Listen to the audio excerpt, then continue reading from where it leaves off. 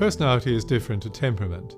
In essence, an individual's temperament is generally viewed to be underpinned by genetic factors, and so reflects that individual's natural disposition.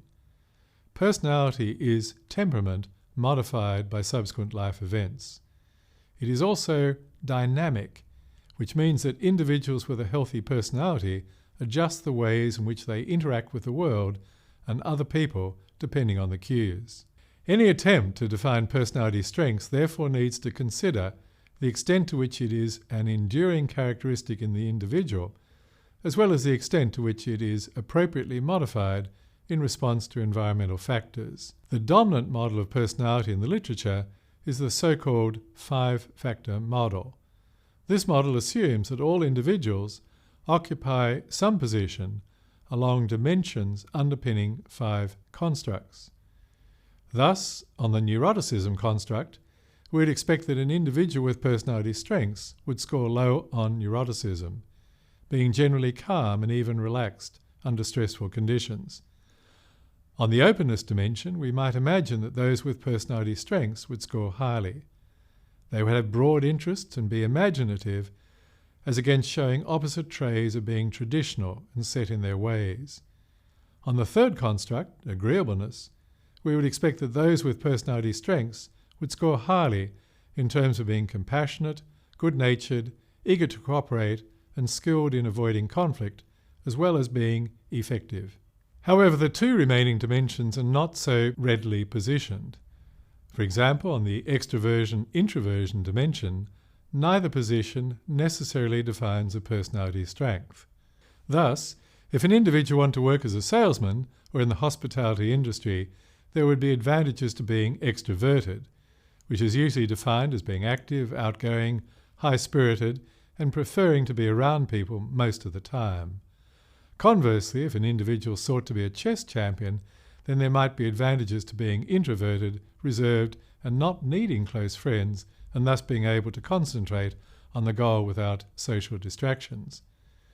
Similarly, for the conscientious dimension, those who score low on conscientiousness tend to be easygoing, preferring not to make plans, but not necessarily being very well organised, and often being quite laid back.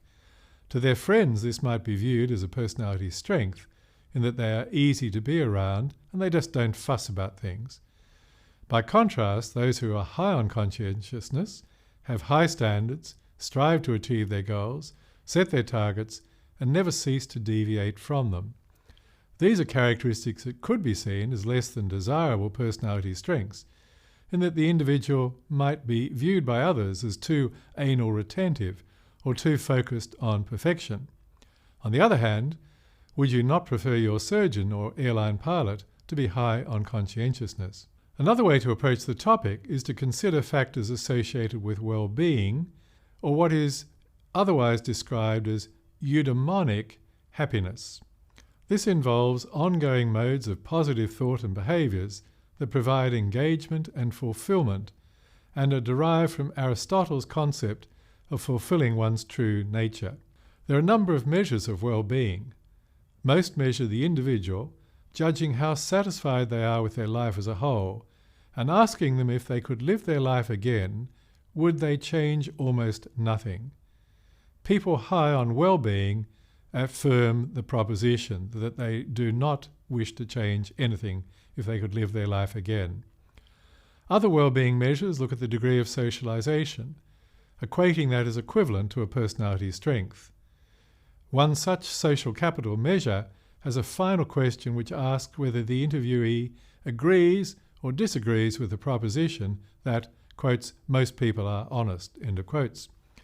While seemingly quaint, this is an intriguing question.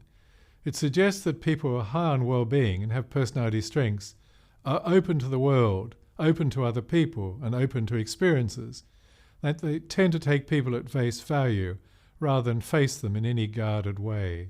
People that are high on well-being evidence their positive emotions across their thinking patterns, in the way in which they interact with the world in terms of play, exploration, and creativity.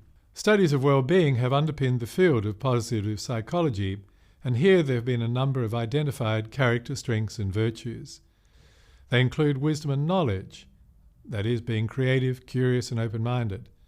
In having courage, that is, in being brave, persistent, showing integrity and being vital. Being human, in being loving and kind. Having a sense of justice, in evidencing fairness. Being temperate, in being forgiving and showing mercy. Being humble and modest, as well as showing prudence and even transcendence, that is, appreciating beauty and excellence, showing gratitude, having hope, showing humour, and evidencing spirituality. Those with personality strengths that build to well-being tend to climb a ladder in life where they don't function simply at seeking a pleasant life, but more aspire to a good life, and even to a meaningful life over their career trajectory. In summary, it's generally judged that well-being is best achieved by showing reciprocity with others, by seeking purpose and meaning in life, rather than seeking material gain. It comes more from within and from relationships, rather than from, quotes, success. Theoretically, it might be expected that those with personality strengths would not have a personality disorder. A personality disorder is generally defined as having certain personality traits that are associated with the individual being ineffective and non-cooperative, and which cause the individual and or others around them to suffer. And yet, I would argue that a personality disorder can sometimes be a personality strength. Sociopathy is overrepresented in successful politicians. The tortured genius is overrepresented in successful writers, playwrights and composers.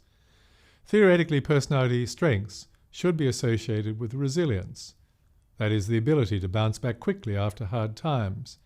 But again, successful sociopaths possess this capacity at a level that others might find disturbing. So, while those with personality strengths should be resilient, resilience alone does not of necessity define optimal or admirable personality styles. These latter points raise the question as to whether, quotes, the end justifies the means.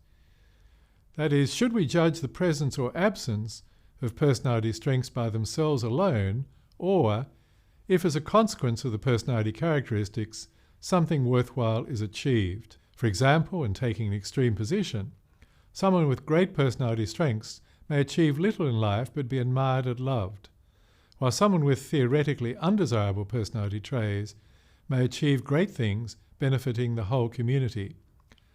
Their strength may more be in their application than in their simple existence. Thus, rather than define personality strengths in a vacuum, I would argue for them being considered in relation to how the individual interacts with others around them, the culture in which they exist, and the extent to which the individual finds an ecological niche for their productive expression.